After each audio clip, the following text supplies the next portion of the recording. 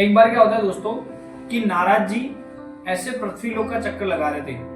तो नारद जी पृथ्वी लोक के चक्कर लगा रहे थे तो वो सारे जीव जंतु को देख रहे थे, तो उनकी नजर सूअर के ऊपर जाती है। जब उनकी नजर सूअर के ऊपर जाती है तो वो बड़ा दुखी होते हैं कि यार सूअर की कैसी जिंदगी है, नाली में पैदा होता है, नाली का खाता है और नाली में मर जाता है। तो भगवान विष्णु के पास जाते हैं और भगवान विष्णु जी से बोलते हैं कि ये भगवान, आपने सूअर की कैसी जिंदगी बनाई है, वो नाली का खाता है, नाली में पैदा होता है, नाली में मर जाता है। तो विष्णु जी बोले कि आप क्या चाहते हो? कि मैं उसको स्वर्ग लोक में लेके आना चाहता हूँ। बोले ठीक है, आपकी इच्छा, आप चाहो तो लेके आ सकते हो उसको। नारद जी जाते हैं, उस सूअर को लेने जाते हैं, तो सूअर से मिलते हैं कि सूअर, आज से तेरी जिंदगी बदलने वाली है। सूअर बोलता है ऐसा क्या होने वाला है? कि मैं तेरे को स्वर्ग लोक में ले जाने आया हूँ।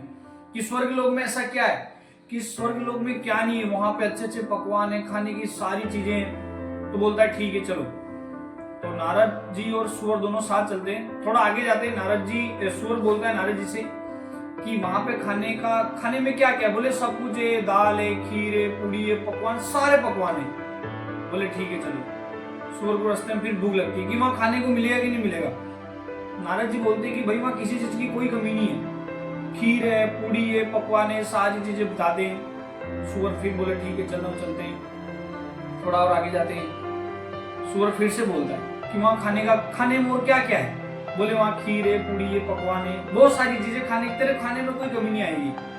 तो सूअर बोलता है खाने में तो कोई दिक्कत नहीं है, पर वहां पे जैसे मैं नाली में लौटता हूँ वैसे लौटने का वहां पे है कि नहीं? बोले वो तो नहीं है।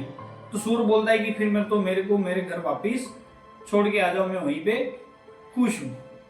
तो नारद जी उसको जाते हैं, फिर छोड़ देते हैं। और छोड़ने के बाद फिर नारद जी विष्णु जी के पास जाते हैं कि भगवान, आपने सही कहा था कि मैं सूअर की जिंदगी बदलना चाहता था, पर सूअर वहां से चाहता ही नहीं है। सेम कुछ लोग ऐसे होते हैं, भगवान भी चाहकर उनकी जिंदगी नहीं बदल सकते हैं, क्योंकि वो उस गंदगी से बाहर निकलना ही नहीं चाहते। कुछ लोग होते हैं उस गरीबी से निकलना नहीं चाहते, उस माहौल, उस इन्वायरमेंट से लोग बाहर नहीं निकलना चाहते। वो जगह पे हैं, हम वही ठीक है, जितना मिल रहा है हम उतने में ही खुश हैं, और वो उसी इन्वायरमेंट में, उसी माहौल में, उसी गरीबी में रहना चाहते हैं।